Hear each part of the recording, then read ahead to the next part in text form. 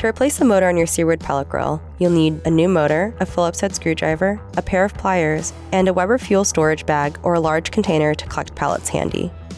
Unplug the grill and wait until the grill is fully cool. After the grill is cool, you'll need to empty the pellet hopper. Start by placing a Weber fuel storage bag or a large container under the pellet hopper to collect the pellets as they flow out of the chute. Then simply pull the red pellet release handle to empty the hopper. Use a scraper to help push any remaining pellets down into the pellet chute. Then push the pellet release handle back into place. Set container aside. Next, locate the easy access maintenance panel on the front of the hopper and remove the screws with a Phillips head screwdriver. Open the maintenance panel. Move the container under the motor to collect any remaining pellets as you remove the motor and auger.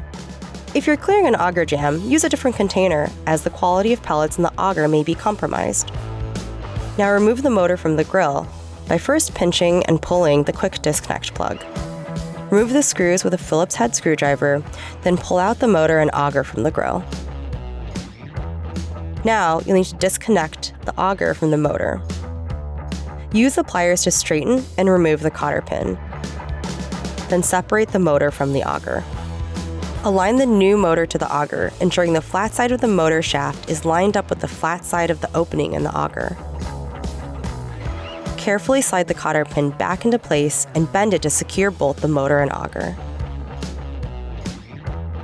Inspect the auger thoroughly and purge any remaining dust and debris. Return auger and new motor back into the grill. Now reconnect the motor and auger to the grill.